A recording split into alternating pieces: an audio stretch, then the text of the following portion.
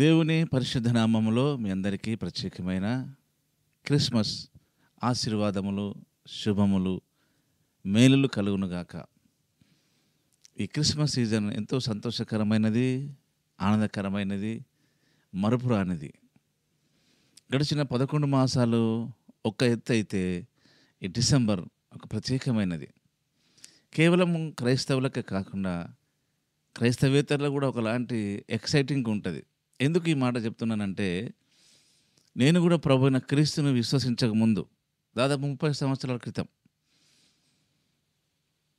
యేసు ప్రభువు సంబంధించిన ఈ క్రిస్మస్ అయిన ఆ పాటలు నన్ను ఎంతగానో ఆకర్షించేటివి, ఆనందపరిచేటివి.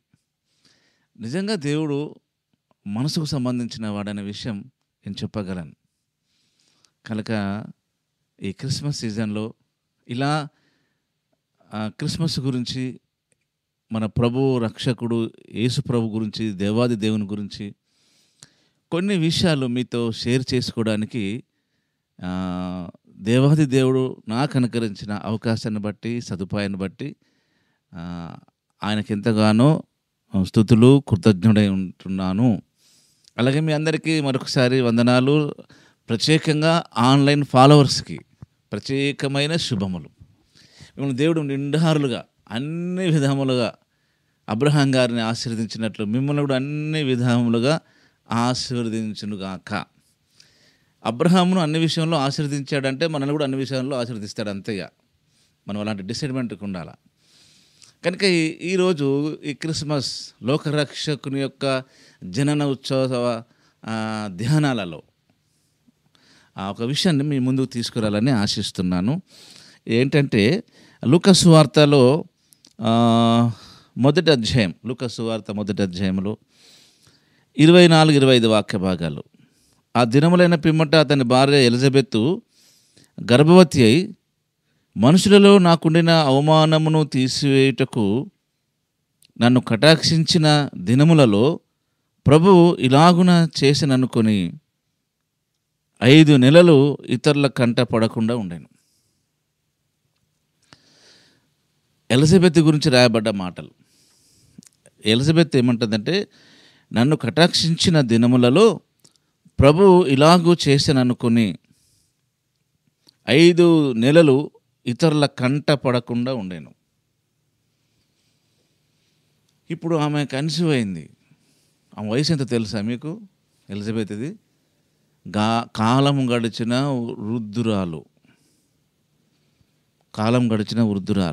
ఆ విషయము ఈ లూకా సువార్త మొదటి అధ్యాయంలో 7వ వాక్యం రాయబడ్డది. ఎలిజబెత్ గొడ్రాలైనందున వారికి పిల్లలు లేకపోయారు, మరియు వారిద్దరూ బహుకాలం గడిచిన వృద్ధులు, ఎలిజబెత్ అండ్ జకర్యా. అలాంటి కాలం గడిచిన వృద్ధాప్యంలో ఆమె కన్సీవ్ కావడం. ఆమంటది, నాకున్న అవమానమును తీసివేయుటకు దేవుడు కటాక్షించాడు అంటుంది. నాకు అనిపిస్తుంది, ఈ కాలము గడిచిన వృద్ధురాలయ్యేదాకా దేవుడు ఎందుకు చూసుకుంటున్నాడు? ఆమె వయసు అంతా గతించిపోయింది. పిల్లలతో సంతోషించి ఆనందించి వయసు అంతా అయిపోయింది. ఇప్పుడు వృద్ధురాలు. ఇలాంటి టైంలో దేవుడు ఆమెకు పిల్లలు ఇవ్వడం, సంతోషించాలో బాధపడాలో అర్థం కాని పరిస్థితి. నిజంగా దేవుని కార్యాలు కొన్ని ఇలాగే ఉంటాయి. మన భక్తి జీవితంలో ఆనందించాలో తెలియదు, బాధపడాలో తెలియదు. కానీ ఆనందించాలి, సంతోషించాలి. దానినే నాకు అనిపిస్తుంది దేవుని నమ్మడం అంటే. అదే క్రిస్మస్ ఏమో అనిపిస్తూ ఉంటుంది. క్యాజువల్గా, కామన్గా అందరూ ఎటువైపు ఉంటారు? బాధపడుతూనే ఉంటారు. ఈ వయసులో ఏంటి ప్రెగ్నెన్సీ రావడము, ఈ వయసులో ఏంటి పిల్లలను కనడము, ఈ వయసులో ఏంది పిల్లలను ఆడించడము, అంత ఓపిక లేదు అని అంటారు. చాలామంది అంటారు.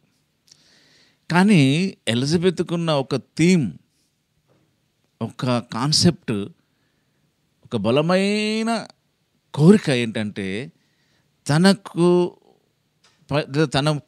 పైన ఉన్న ఆ అవమానమును తీసివేయబడ్డది. అది కావాలి ఆమెకి.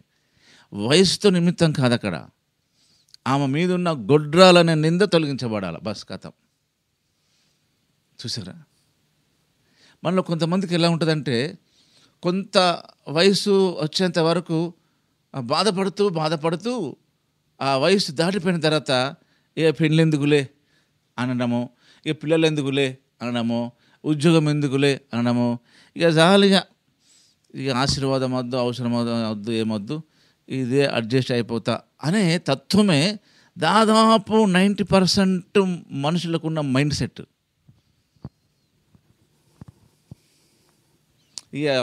అయిపోయిందిలే, అవసరం లేదు అనే థాట్సే మనలో బాగా స్టాండ్ అయిపోతాయి. కానీ వాళ్ళు కాలం గడిచిన వృద్ధులైనప్పటికీ ఎలిజబెత్ ఎంత యాక్టివ్గా ఉందో చూసారా?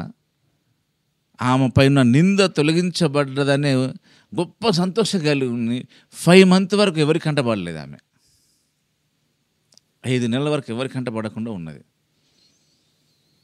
మరి 5 months తర్వాత కూడా అందరి దృష్టికి రావాలి కదా. మరి అప్పుడేమనుకుంటారు? మరి అప్పుడు వాళ్ళందరూ అంటే 5 నెలలు కనబడకుంటే సరిపోతుందా? మరి మిగతా 5 రోజులు కనబడితే ప్రెగ్నెన్సీ ఉన్నది అనుకోరా? మరి అప్పుడు దాని విషయంలో ఆమె ఆన్సర్ ఇస్తే మరి ఆమెకున్న ఇంటెన్షన్ బట్టి ఆ 5 months ఎవరికి కంటపడకుండా ఉంది. కానీ ఆ తర్వాత ఎవరేమన్నా అనుకున్నా పర్లేదు అనే భావన కలిగి ఉన్నది. దేవుని కొరకు ఈ 2 కోణాలు మనం ఎదురాడాలా, లేకుంటే దానిని మనము ఎదుర్కోవాలి, ఫేస్ చేయాలి ఆ ప్రాబ్లమ్ను. కనుక ఆ వయసులో అంటే ఇక పిల్లలు రారు, పిల్లలు కనము, పిల్లలు ఉండరు అన్న స్థితికి వచ్చేసారు వాళ్ళు. అప్పుడు దేవుడు ఇచ్చిండు పిల్లల్ని. అలాగనే ఆ టైంలో అందరి దృష్టిలో పడితే ఎలా ఉంటుందన్న భావన కూడా ఉండి, దాని విషయంలో కూడా ఆమెకు ఒక తెగింపు కలిగి 5 months తర్వాత ప్రజల మధ్యకు వచ్చింది. ఇలాంటి కోణంలో మన ఆత్మీయ జీవితము మనకు కూడా ఇలాంటివి జరుగుతూ ఉంటాయి కొన్నిసార్లు, కొన్ని సందర్భాల్లో, కొన్ని పరిస్థితుల మధ్య. అప్పుడు మనం చాలా బాధపడుతూ ఉంటాం. అవసరం అయినప్పుడేమో కార్యాలు జరగలేదు, కానీ ఇప్పుడు అవసరమైన టైంలో కార్యాలు జరుగుతున్నాయనే భావన కలిగి ఉంటాం. కనుక ఇప్పుడు మనకు విషయం గమనించాలి, ఒక విషయాన్ని మనం నమ్మాలి, ఒక విషయాన్ని మనం ఖచ్చితంగా యాక్సెప్ట్ చేయాలి. ఏంటంటే, నీకు దేవుడిచ్చే ఏ కార్యం విషయంలోనైనా, ఏ సహాయంలోనైనా నీ ఇష్టంతో పని లేదు దేవునికి. ఇది బాగా కన్ఫర్మ్ కావాలి మనం. నీ ప్రమేయం ఏమి లేదు, అవసరం లేదు దేవునికి. ఎలిజబెత్ అమ్మ మరి ఈ టైంలో నీకు పిల్లల్నిస్తే మరి నువ్వు ఓకేనా అని అడగలేదు దేవుడు. అంతే, ఆ టైంలో కాలం గడిచిన టైంలో ఆమెకు కన్సీవ్ కావడానికి దేవుడు అవకాశం ఇచ్చాడు. ఈ క్రిస్మస్ కూడా అదే. మనం అనుకునే కార్యాలు జరుగుతూ ఉంటాయి. అవి కొన్నిసార్లు మనకు ఆనందం కలిగించవచ్చు, కొన్నిసార్లు మనకు బాధ కలిగించవచ్చు. ఇవి 2 ఉంటాయి. మనం ఎక్స్పెక్ట్ చేయలేము. ఎక్స్పెక్ట్ చేసిన కాలాల్లో కార్యం జరగదు. అద్భుతం చూడండి ఎలా ఉంటుందో. దీనినే క్రిస్మస్ అంటారు. అందరిలాగా కామన్గా జరిగితే అందులో స్పెషల్ ఏముంటుంది చెప్పండి? నిజంగా ప్రభుని నమ్మిన వారి జీవితంలో ఇదే special. Christmas special. Christmas special అనగా నాకు మళ్ళొక విషయం గుర్తొచ్చింది. ఇదే లూకా సువార్తలో అధ్యాయం చూడండి. ఇక్కడేమో కాలం గడిచిన వృద్ధురాలు, ఇక్కడనేమో కన్య అయిన మరియా. లూకా సువార్త 1st chapterలోనే 26, 27, 28 వాక్య భాగాలు. 6వ నెలలో గబ్రియేలును దేవదూత గలిలయలోని నజరేతు ఊరిలో దావీదు వంశస్థుడైన యేసు అను ఒక పురుషునికి ప్రదానం చేయబడిన కన్యక యొద్దకు దేవుని చేత పంపబడెను. ఆ కన్యక పేరు మరియా. ఆ దూత లోపలికి వచ్చి ఆమెను చూచి, దయాప్రాప్తురాలా, నీకు శుభము, ప్రభు నీకు తోడై ఉండడని చెప్పెను. ఆమె ఆ మాటకు బహుగా తొందరపడి ఆ శుభవచనం ఏమిటో అని ఆలోచించుకొనుచుండగా దూత, మరియా, భయపడకము, దేవుని వల్ల నువ్వు కృప పొందితివి. ఇదిగో నువ్వు గర్భం ధరించి కుమారుని కని ఆయనకు యేసు అని పేరు పెట్టుదు. అక్కడనేమో కాలం గడిచిన వృద్ధురాలు, అంటే చావుకు సిద్ధమై ఉన్న అమ్మాయి, స్త్రీ, వృద్ధురాలు, కావాలనుకునే సమయంలోనే పిల్లలు కాలేదు, చచ్చిపోయే టైంలో పిల్లలు. ఇక్కడనేమో అసలు పెళ్ళే కాలేదు.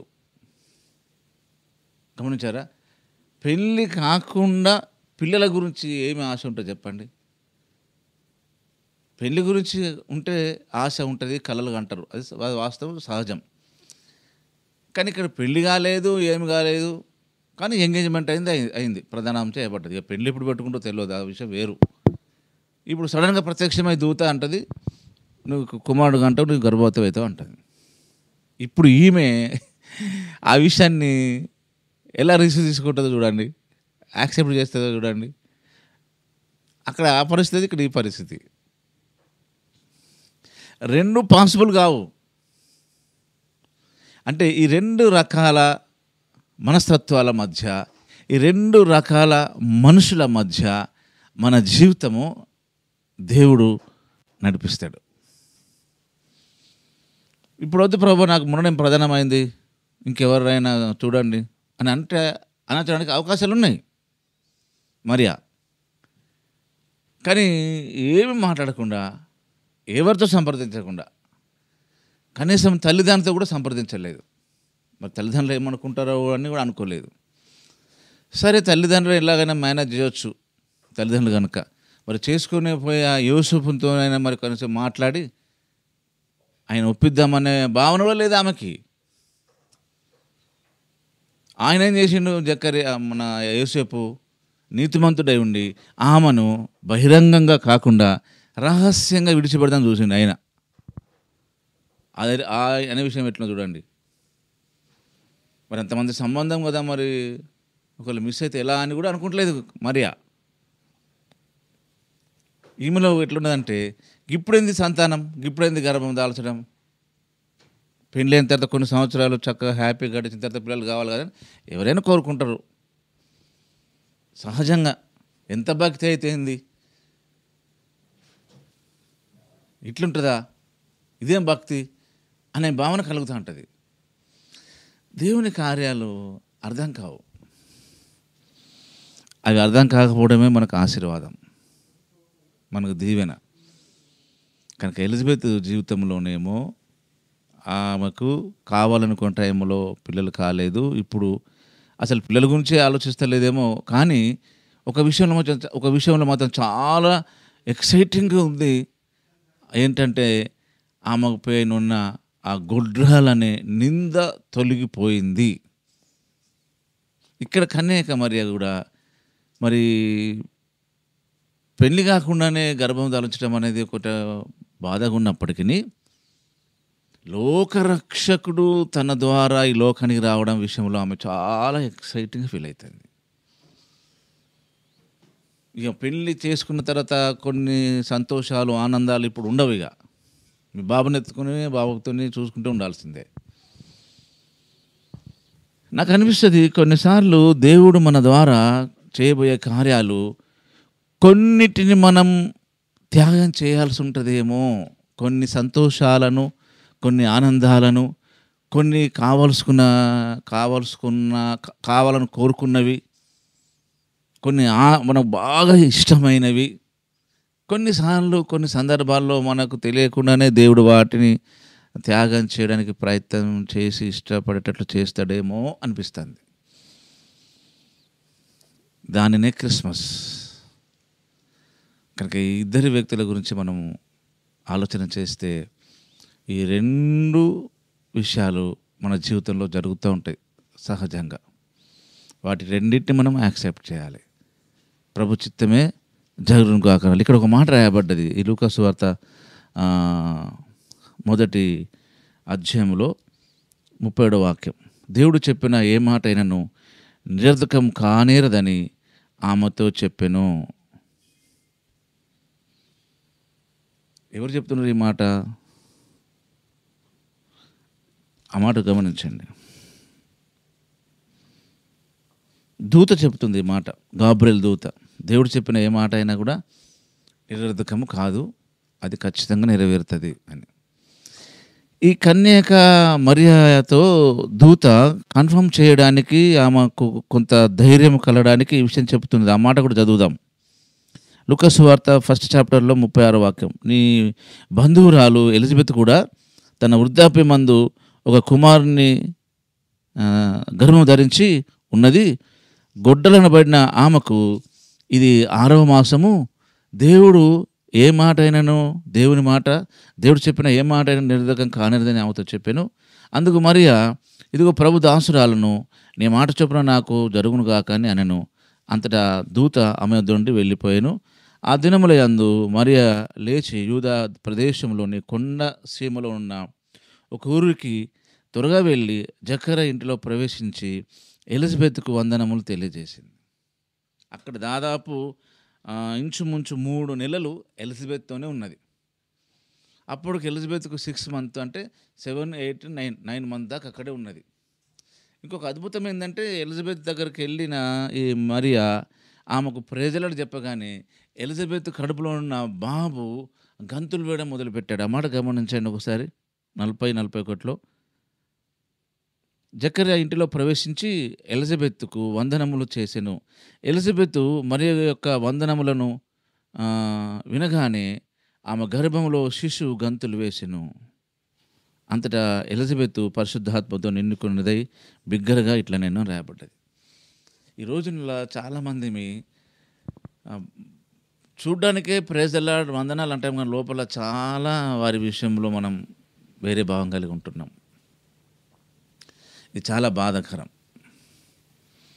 కనుక మీకు విరుద్ధంగా, వ్యతిరేకంగా ఉన్న వారందరినీ హార్ట్ఫుల్గా క్షమించేయండి ఈ క్రిస్మస్ టైంలో. ఇక నుంచి ఎవరి విషయంలో కూడా మన మనసులో వేరే భావము, వేరే వ్యతిరేకత ఉండకుండా చూసుకుందాం. అందరం మనుషులమైన మనందరం, వాళ్ళు మనకెంత మేలు చేసిన వారైనా సరే, మనకెంత కీడు చేసేవారైనా సరే, కీడు చేయదర్చిపెట్టిన వారైనా సరే, దాన్ని మనం లిమిట్ ఈ రోజు నుంచి చేయాలి. మనకు వారితో మనకి ఇలాంటి సంబంధం కాదు మనకది. జస్ట్ క్షమాపణ అంతే. ఎవరి విషయంలో కూడా మనం ఆ కక్షను, ఆ పగను, ఆ ద్వేషాన్ని, ఆ దూషణను ఉండకుండా చూసుకుందాం. ఎందుకంటే పరిశుద్ధాత్మ దేవుడు మనలో ఆనందించాలంటే మనం హార్ట్ఫుల్గా ఇతరులకు వందనాలు తెలియజేయాలి. మరియా యొక్క వందనం చాలా జెన్యూన్గా ఉంది. ఆమె ఎలిజబెత్ కూడా చాలా జెన్యూన్గానే ఆ వందనాన్ని యాక్సెప్ట్ చేస్తుంది, స్వీకరించింది. చూడండి, కడుపులో ఉన్న బాబు గంతులు వేశాడు. ఆ అబ్బాయి కూడా జకర్యా ఎలిజబెత్లకు పుట్టబోయే బాప్టిజం ఇచ్చే యోహాన్. ఆయన యేసుప్రభు గారికి ముందుగా 6 months పుట్టి యేసుప్రభు గురించి చెప్పడానికి దేవుని చేత పంపబడిన గొప్ప ప్రవక్త యోహాన్. కనుక క్రిస్మస్ సీజన్లో మన ఆత్మీయ జీవితంలో ఎలిజబెత్ లాంటి పరిస్థితుల్లో మనం ఉన్నా, లేదా కన్యైన మరియా లాంటి పరిస్థితుల్లో మనం ఉన్నా, ఎందుకంటే ప్రధానం చేయబడి ఎంతో హ్యాపీగా పెళ్లి పనులలో, పెళ్లి బిజీలలో, పెళ్లి హడావుడిలో, పెళ్లి ఆనందంలో ఎంతో ఎక్సైటింగ్ ఉన్న టైంలో సడన్గా గాబ్రియల్ ప్రత్యక్షం కావడం నిజంగా సంతోషించాలో బాధపడాలో తెలుస్తలేదు ఇక్కడ ఈమెకి. మరి కనీసము ప్రధానం చేయబడక ముందు రోజైనా వచ్చి మాట చెప్తే బాగుండేది కదా అనే భావన కలుగుతుంది. మనం వెంటనే చెప్పేద్దాం కావచ్చు గాబ్రియల్ దూతతోనే. కానీ కన్యను మరే చెప్పలే. ఆమె చెప్పిన దానికే ఒబే అయింది, యాక్సెప్ట్ చేసింది. అక్కడ ఎలిజబెత్ కూడా అలా చేసింది. అదే నిజమైన క్రైస్తత్వము, నిజమైన దేవుని ఫాలోవర్స్, యేసయ్య ఫాలోవర్స్, నిజమైన క్రిస్మస్. కనుక ఈ విషయంలో మనమందరం మన జీవితంలో దేవుని కార్యాలు మనకు ప్రతికూలంగా ఉన్నా, మనకు అనుకూలంగా ఉన్నా, వాటిని సంతోషంగా స్వీకరించి సంతోషంగా మనం వాటిని మన జీవితంలో అమలు చేయడానికి ప్రయత్నం చేద్దాం. అలాంటి కృప పరిశుద్ధాత్మ దేవుడు మనకు అనుగ్రహించును గాక. చిన్న ప్రార్థన చేద్దాం. పరిశుద్ధుడైన తండ్రి, నీకు వందనాలు. మమ్మల్ని ప్రేమించి మాకు ఇచ్చిన ఈ క్రిస్మస్ లోకరక్షకుని యొక్క జననోత్సవ ధ్యానాల కొరకై వందనాలు. వింటున్న మా అందరి జీవితంలో నీకు ఉపకారం జరిగించి ఎలిజబెత్ గురించి, జకర్యా గురించి, మరియ గురించి మేము ఎలా చెప్పుకుంటున్నామో నీ నామ ఘనత మహిమార్థమై మా తరము, మా నెక్స్ట్ జనరేషన్ వాళ్ళు కూడా మీరు ఆకడ ఆలస్యమైతే మీ గురించి, మా గురించి అలా చెప్పుకునేటట్లు మా జీవితాలను బాగు చేయమని, దీవించమని యేసు నామములోనే ప్రార్థిస్తున్నాం తండ్రి. Amen. Happy Christmas, merry Christmas.